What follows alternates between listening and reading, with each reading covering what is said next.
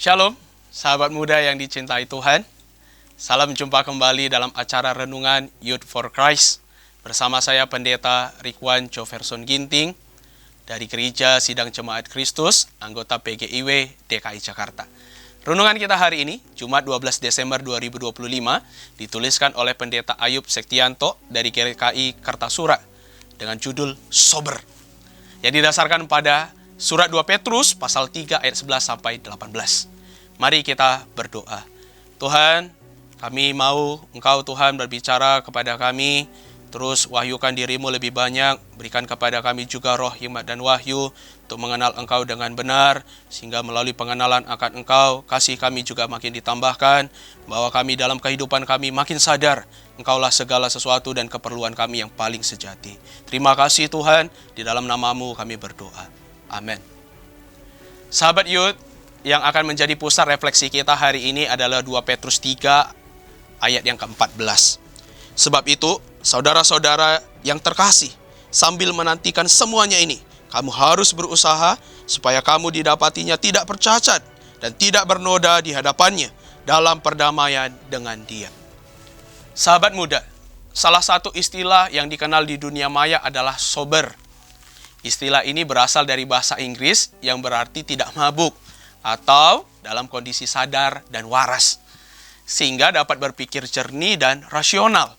Sober juga berarti kemampuan seseorang untuk bersikap tenang, serius, dan tidak berlebihan dalam menanggapi hal-hal yang dihadapinya. Seruan untuk tetap waras secara spiritual ini juga disampaikan oleh Rasul Petrus melalui suratnya yang ditujukan kepada umat Kristus yang tersebar di Pontus, Galatia, Kapadokia, Asia Kecil, dan Bitinia. Petrus mengajak umat Tuhan untuk tetap menjaga kekudusan hidup. Saat itu mereka menghadapi persekusi, aniaya, bahkan kerap terancam nyawa karena beriman kepada Yesus Kristus. Menghadapi situasi yang tidak mudah itulah Petrus menguatkan umat melalui surat pastoralnya. Dalam kesementaraan hidup di dunia ini, umat perlu terus mempersiapkan diri untuk menyambut kedatangan Tuhan kembali yang akan datang untuk menghakimi dan memperbarui. Mereka dipanggil untuk dengan sadar menjaga kekudusan, kesucian, serta bertumbuh dalam pengetahuan dan kasih karunia Tuhan. Singkatnya, dalam pengharapan akan kedatangan Kristus kembali, umat percaya terus diajak menjaga kehidupan ibadah dan keseharian yang bersih serta memuliakan Tuhan.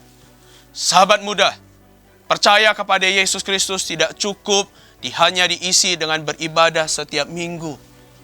Kesadaran bahwa kita masih dianugerahi kehidupan oleh Tuhan dalam dunia yang sementara ini harus mengarahkan kita untuk semakin bertumbuh dan dewasa dalam iman. Di tengah arus zaman yang semakin kompleks dan tidak mudah ini, dibutuhkan iman yang tangguh untuk hidup kudus dan memuliakan Dia. Mari kita berdoa. Tuhan, jagalah selama kami muda supaya kami tetap kudus, terus disucikan, sehingga melalui masa muda kami Tuhan juga boleh dipermuliakan. Kami tahu kami perlu firman, sebab firman-Lah yang menguduskan kami hari demi hari, waktu demi waktu, sehingga kami kian dipersembahkan kudus di hadapan Tuhan, menyenangkan hati Tuhan, memuliakan nama Tuhan, menjadi berkat bagi banyak orang.